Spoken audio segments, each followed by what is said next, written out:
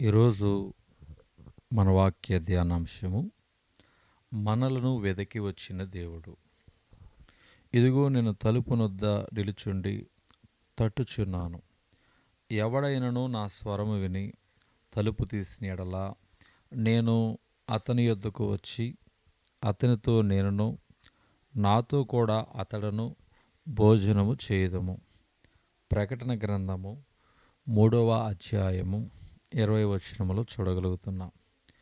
ఇదిగో నేను తలుపు నొద్ద నిలుచుండి తట్టుచున్నాను. ఎవడైనా నా స్వరం విని తలుపు తీసిన ఎడల నేను లోపలికి వచ్చేదను అని యేసు ప్రభువు చెప్పెను. బైబిల్లో ఈ మహా అద్భుతమైన దృశ్యం స్పష్టంగా కనబడుతూ ఉంది. సర్వశక్తిగల దేవుడు మన కోసం కనిపెట్టిన దేవుడు, మన దగ్గరకు వచ్చిన దేవుడు. చిత్రకారులు చక్కగా చిత్రించిన ఒక పటం ఉన్నది. దాన్ని చాలామంది మనం చూస్తూనే ఉన్నాం. ఆ పటములో యేసుక్రీస్తు ఒక తలుపు వెలుపల నిలవబడి ఒక చేతితో ఆ తలుపును తట్టుతూ లోపల నుండి ఎవరైనా గడియ తీస్తారేమని జాగ్రత్తగా తల వంచి వింటూ వేచి ఉన్నట్టు ఆ చిత్రములో కనబడుతుంది. ఆయన చేతిలో ఒక లాంతరు ఉన్నది. ఆయన చాలా దూరం ప్రయాణం చేసి రాత్రివేళ దారి వెతుక్కుంటూ ఆ గుమ్మం దగ్గరకు వచ్చినట్లు కనిపిస్తుంది.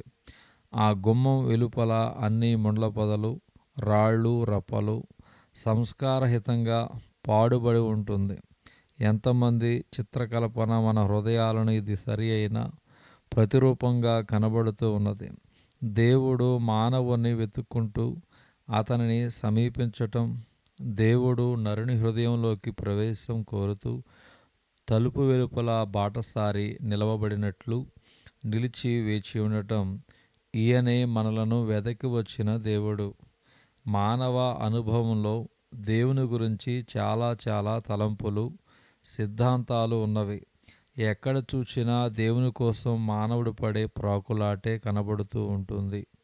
దేవుణ్ణి వెతికి పట్టుకోవాలని, దేవుణ్ణి తత్వమేమిటో గ్రహించాలని, దేవుని స్వభావాన్ని నిర్వచించాలని ఈ రీతిగా జ్ఞానులు, ఋషులు ప్రయత్నం చేశారు. ఎక్కడ చూసినా దైవ స్వరూపానికి మనుష్యుడు చేసిన ప్రయాణమే కనబడుతుంది. అయితే దేవుడు మనుషుల కోసం చేసిన ప్రయాణం ఘనమైనది.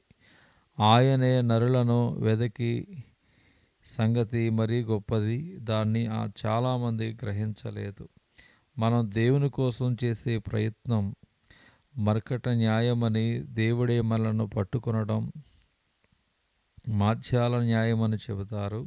కోతిపిల్ల తల్లిని కరిచి పట్టుకున్నట్లు మనం దేవుని పట్టుకుంటే మన పట్టు జారిపోవచ్చు.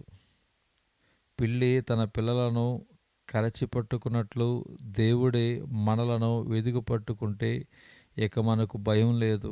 అందుకనే దేవుడు మనలను వెదకి వచ్చిన దేవుడు, మనకై వేచి ఉన్న దేవుడు అని చెప్పుదము. నశించిన దాన్ని వెదికి రక్షించడానికి యేసుక్రీస్తు లోకములోనికి వచ్చినని సత్యవేద గ్రంథం బైబిల్లో చెబుతుంది.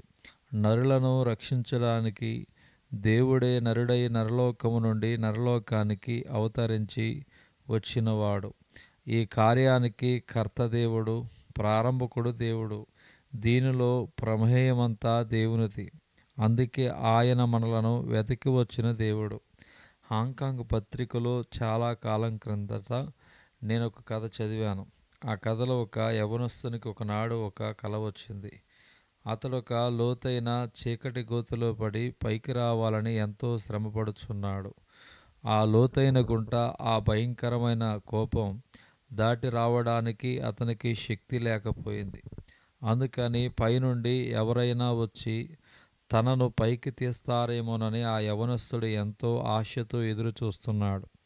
ఇంతలో ఆ దారిని ఒక బలవంతుడు నడిచి వస్తూ ఆ గుంటలోనికి తొంగి చూశాడు. ఇతను తనకు సహాయం చేస్తాడని ఆ యవనస్తుడు ఆశపడ్డాడు. అయితే ఈ వచ్చిన పెద్ద మనిషి ఆ గుంటలో ఉన్న వానిని పిలిచి, అబ్బాయి, పాపం ఈ గోతులో ఎలా పడ్డావో కానీ ఎప్పటికైనా నువ్వు స్వయం కృషి మీదనే పైకి రావాలి. గట్టిగా ప్రయత్నం చేయి, కష్టే ఫలి అని చెప్పి తన దారిన తాను పోయాడట. కొంతసేపటికి మరో వ్యక్తి ఆ దారిన వచ్చి ఆ పాడిగొత్తులో మూలుగుతూ ఉన్న యవ్వనస్తుని చూశాడట. ఇతడు పెద్ద గెడ్డం, ప్రకాశవంతమైన ముఖంతో ఎవరో మహాజ్ఞాని వలె కనపడ్డాడట. అతడు కూడా ఈ పిల్లవాడిని పలకరించి, అయ్యో స్నేహితుడా, పాపం ఎలా పడ్డావో ఈ గుంటలో. జరిగిందేదో జరిగింది గాని ఈసారి ఈ దారిన వచ్చినప్పుడు కాస్త చూచుకుని నడువు అన్నాడట. ఇలా చెప్పి అతడు తన దారిని తనపోయాడు. ఇంతలో ఇంకొక వ్యక్తి ఆ దారినే వస్తూ ఈ యవ్వనస్తుని చూశాడట.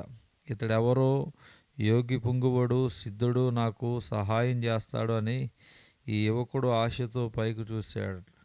ఈ బాటసారి గంభీరమైన ముఖంతో చెయ్యి పైకెత్తి, నాయనా, ఇదంతా మాయ, వట్టి భ్రమ. ఈ గుంట గాని నీవు గాని ఇందులో నువ్వు పడడం గాని మొత్తమంతా మనసులోని మిథ్య. కాబట్టి అంతా మరిచిపో. నీకు బాధలుండవన్నాడట. చివరకు ఒక దీనుడైన దయామయుడు ఆ దారిన వచ్చి ఈ పిల్లవానిని కనికరించి తన నడుం బిగించుకొని ప్రాణానికి తెగించి ఆ పాడుబావిలో దిగి ఆ యవనస్తుని తన భుజం మీద వేసుకొని తన శరీరం గాయపడి రక్తాలు కారుతూ ఉండగా ఆ బావిపైకి ప్రాకి వచ్చి అతని ప్రాణాన్ని రక్షించాడట. ఇది మనలను వెదికి వచ్చిన దేవుని కథ. నరులను పాపకోపముల నుండి పైకి తీసి రక్షించడానికి దేవుడే మన దగ్గర వచ్చి ఉన్నాడు. దేవుడే మన పాపాలను తన మీద వేసుకొని రక్తం చిందించి ఉన్నాడు. ఆయనే మన ప్రేమ అనురాగాల కొరకు ఆశతో కనిపెట్టి వేచి ఉన్నాడు. ఈయన మనలను వెదకి వచ్చిన దేవుడు. ఇదిగో నేను తలుపు నద్ద నిలుచుండి తట్టుచున్నాను. ఇమ్మానుయేలు అను క్రీస్తు ప్రభువుకు పేరు ఉన్నది. అంటే హీబ్రూ భాషలో మనతో ఉన్న దేవుడని అర్థం. ఆయన నరులతో ఉన్నాడు, నరులతో జీవించాడు, నరుల స్వభావంతో పాలు పొందాడు. నరులు పాపాలున్న తన మీద వేసుకున్నాడు. నరులకై మరణించి తిరిగి లేచాడు. ఆయన మన దగ్గరకు వచ్చిన దేవుడు, మన కోసం వేచి ఉన్న దేవుడు.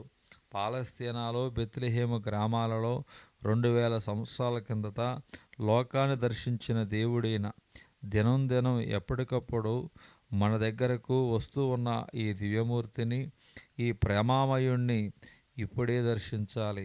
ఆయన చేర్చుకోవాలి, ఆయనతో ఆనందించాలి. ఆయనతో ఉన్నదే మోక్షం.